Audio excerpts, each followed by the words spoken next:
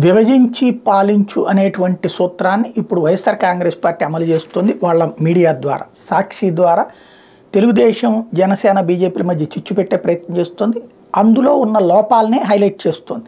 విషయం వాస్తవమే, కానీ సాక్షి ఎందుకు హైలైట్ చేస్తుందంటే దాని వెనకాల దురుద్దేశం ఉంది, వాళ్ళని చెడగొట్టాలన్నటువంటి ఉద్దేశం. ఇప్పుడు తాజాగా పొత్తులో జనసేనకి ఇప్పుడు కేటాయించిన 21 స్థానాలు కేవలం నెల్లిమర్ల, కాకినాడ రూరల్, నరసాపురం, తాడేపల్లిగూడెం, పోలవరం, తెనాలి, యలమంచిలి నియోజకవర్గాలు మాత్రం గత ఎన్నికల్లో జనసేన తరపున పోటీ చేసిన వాళ్ళే మళ్ళీ ఇప్పుడు పొత్తులో పోటీ చేసిన. అట్లాగే పవన్ కళ్యాణ్ పోటీ చేసి పిఠాపురంతో పాటు నిడదవోల్లో పోటీ చేసిన కందులు దుర్గేష్ కూడా గత ఎన్నికల్లో వేరే నియోజకవర్గాలను జనసేన తరపునే పోటీ చేశారు.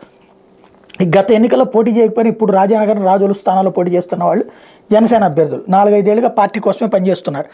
మిగిలిన స్థానాల్లో మాత్రం ఇప్పుడు కొత్తగా పార్టీలోకి చేరిన నాయకులే అని చెప్తున్నారు. ఇకపోతే 2019 ఎన్నికల్లో జనసేన ఒంటరిగా పోటీ చేసిన సమయంలో కూడా దాదాపు 60 చోట్ల 10,000కు పైగా ఓట్లు వచ్చాయి.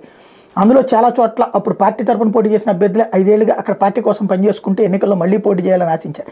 కానీ పొత్తులో సొంత పార్టీ నాయకులకు అన్యాయం చేస్తూ అధినేత పవన్ కళ్యాణ్ వ్యవహరిస్తున్న తీరు పట్ల జనసేన నేతలు బాధపడుతున్నారు. అంటే అట్లాగే టీడీపీ, జనసేన, బీజేపీ పొత్తుపై కమలం పార్టీ నాయకులు ఇదే భావన వ్యక్తం చేస్తున్నారు. అసలు సిసలైన కమలనాథులకి ఎన్నికల్లో పోటీ చేసే అవకాశం దక్కకపోగా 2019 ఎన్నికల్లో టీడీపీ ఓడిపోయాక పునరావాసం కోసం ఆ పార్టీ నుంచి బీజేపీలోకి జంప్ చేసిన నేతల్ని ఇప్పుడు బీజేపీ అభ్యర్థులుగా నిలబెట్టేందుకు చంద్రబాబు ఈ పొత్తులను తనకు అనుకూలంగా ఉపయోగించుకుంటున్నారని బీజేపీ రాష్ట్ర కమిటీ నేతలు ఆరోపిస్తున్నారంటూ ప్రొజెక్ట్ చేసుకొస్తుంది.